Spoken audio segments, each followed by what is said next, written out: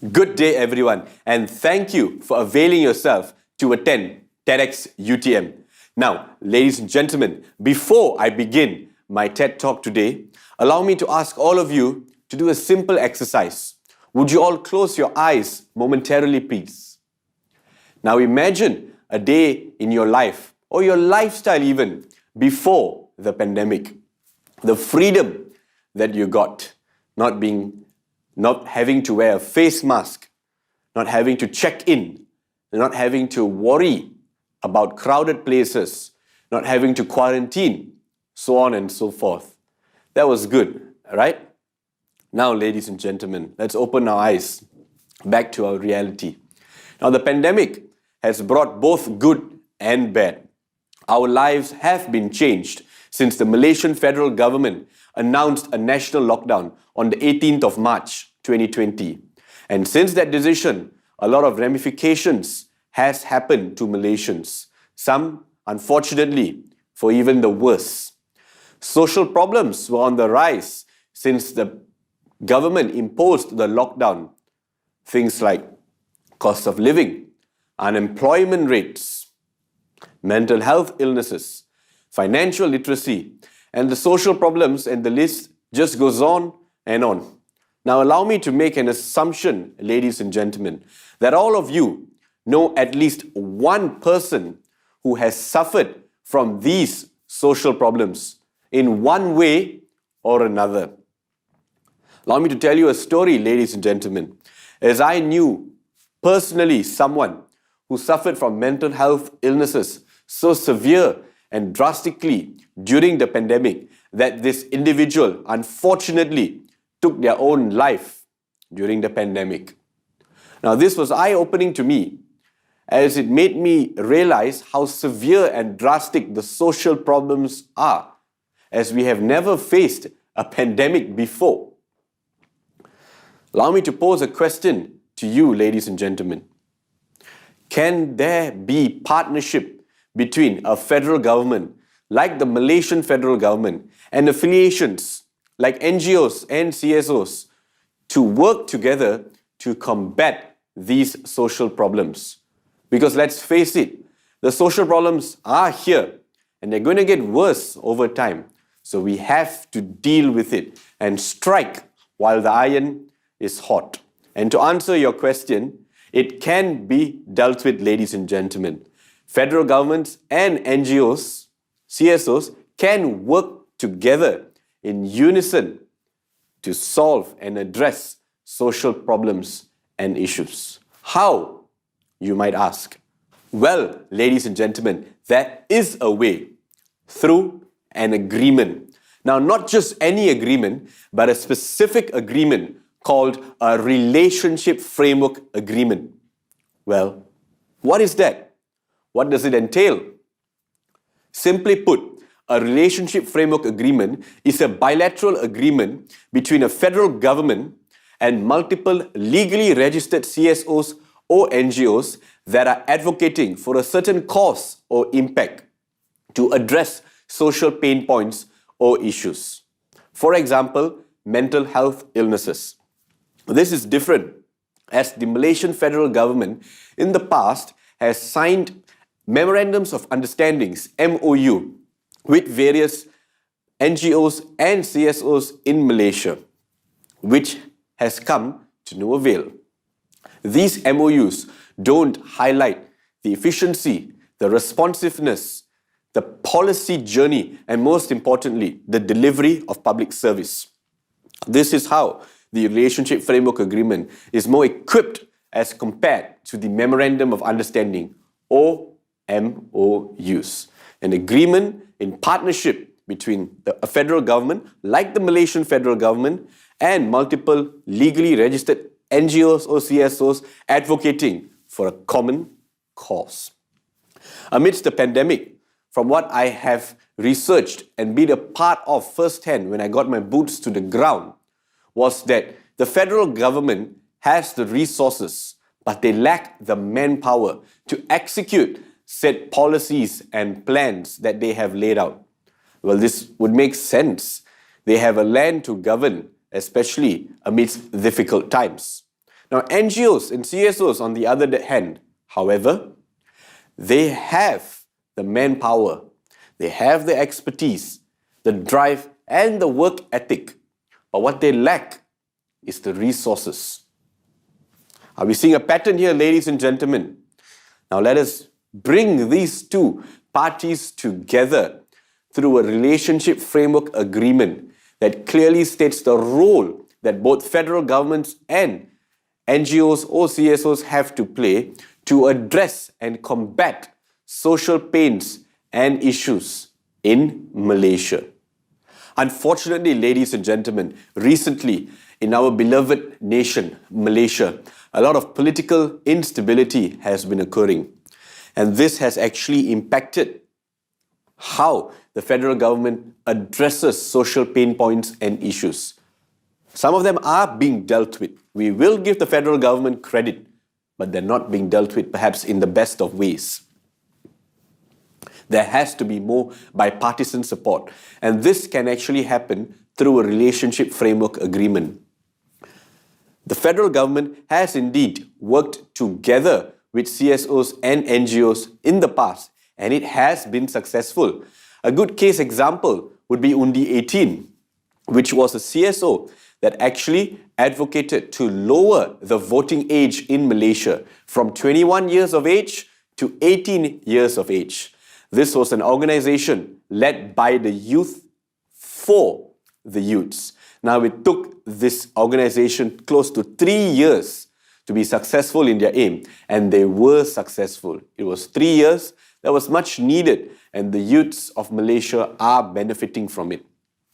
This illustration goes to show that bipartisan support and partnership between the Malaysian federal government and NGOs and CSOs can happen.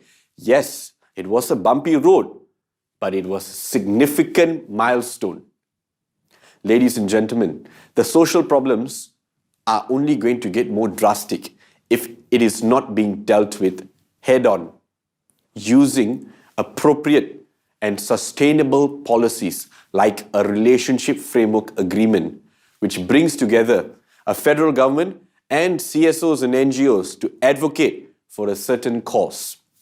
The social problems are going to be here, and we need to deal with it. Lives are at stake here. Mental health illnesses is a good example of the federal government not dealing with it in the best of ways. Suicide is still a crime. Mental health NGOs and affiliations were flooded with calls amidst the pandemic, with Malaysians struggling from mental health illnesses. Our Ministry of Health, MOH, was too busy dealing with this invisible virus that has brought a lot of negative ramifications. Our medical healthcare personnel were burnt out, were tired, and this is how we can adopt, and this is where a relationship framework agreement comes in. CSOs and NGOs help provide manpower or resources to the government, and the government in turn help provide resources to advocate, to deal with the social problem of mental health illnesses. As Dr. Martin Luther King famously said in his I Have a Dream speech on the steps of the Lincoln Memorial, let us not wallow in the valley of despair, which is what we need to do, not wallow, but attack it head on through a relationship framework agreement. The question then pertains, is this sustainable? To that I say yes, because we are leaving something as a mark for our beloved nation and the younger generation. Sustainability is what we are looking for, ladies and gentlemen, as the relationship framework agreement thus entail a policy journey, efficiency, effectiveness, responsiveness, and the delivery of public service. But the question then pertains, in practicality, has it been done before? Has it been successful? And can it work in Malaysia? Yes, ladies and gentlemen, a relationship framework agreement has been formally adopted, specifically by the New Zealand Clark Labour government, which reigned New Zealand from 1999 to 2008. The Clark Labour government realized that to address the imminent or the rising social pain points and issues, what had to be done was teamwork or a partnership together with the community, the voluntary sector, and most importantly, the people. So the Clark Labour government entered into a compact together with multiple legally registered CSOs and NGOs advocating for a certain cause. Now in this case, mental health illnesses. The Clark Labour government realized that they would put a test phase or a grace period to test out how successful the relationship framework agreement would be before it was formalized and adopted. Now, this testing phase took exactly 10 years, a decade, until it was formalized, and it was called the Ki Tutahi Relationship Accord. Now, in this grace period, the Clark Labour government wanted to test three things: the response, the effectiveness, and most importantly, the delivery of public service. How can the relationship framework agreement be of public service and help the community firsthand? And it was proven to be successful with the Ki Tutahi Relationship Accord, as it was formalized in 2011, and it still stands till today, 11 years later. What's amazing is that from the Ki Tutahi Relationship Accord, this relationship framework agreement was mirrored in other nations, both developed and developing nations like the UK and many other countries. Now, in the Malaysian context, can this work? To that, I say yes. Now, I'd like to refer to an initiative made by the Malaysian Ministry of Finance, MOF, towards the 2022 National Malaysian Budget, where in the preparation for the National Malaysian Budget, the Ministry of Finance decided that they'd like to have even more engagement sessions with various stakeholders in comprising of the Malaysian community. Businessmen, specific stakeholders, blue-collar workers, white-collar workers, university students, so on and so forth. Now, these engagements or discussions were proven to be fruitful as NGOs and CSOs gave their feedback on how they think the budget can better serve people. Ladies and gentlemen, I am proud to say that I was blessed to be a part of these engagement sessions that were held by the Ministry of Finance, where it was proven to be fruitful, and the criticism and the constructive feedback that were given was actually taken into account and put into the 2022 Malaysian National Budget, our highest gross budget thus far in Malaysian history. This goes to show that it can be done. Although it's only a minor engagement session, the framework and agreement, the relationship between the federal government and various NGOs or CSOs or even stakeholders can work in the Malaysian context. But for that to work, it takes two to tango. The community, people like you and me, have a part to play.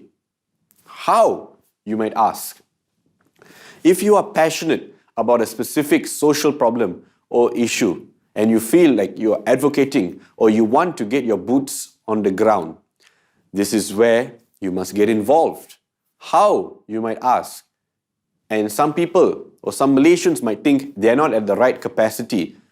Well, to this I say, you're wrong. You are always at the right capacity to give back as a Malaysian, as a high school student, as a college student, as a corporate individual, as a fresh graduate, or even as an elderly citizen. We can and owe a duty to our beloved nation to give back.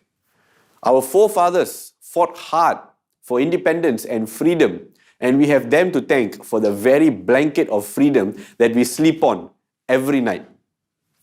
For that, we owe a duty to perform our civic duty, no matter how small, to give back.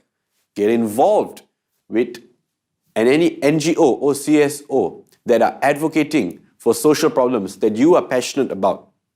And never underestimate how small an impact you can bring, no matter your status as a high school student, as a university student, as a fresh grad, or even as an average Joe or ordinary civilian. As a high school student, participating in debates, you're exposing yourself to awareness of issues that are at hand. And they really play a big role and impact others around you. This is what we need, awareness and advocacy. Or even as a secondary school student, or even as a fresh grad or uni student, you can actually get involved with your local community voluntary organization or sector.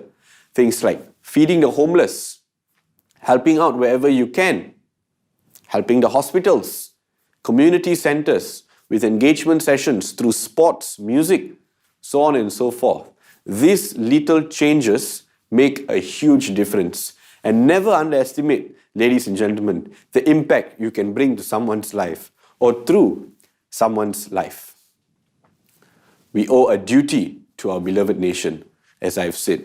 As the former US President John F. Kennedy once stated, ask not what your country can do for you, but ask instead what you can do for your country.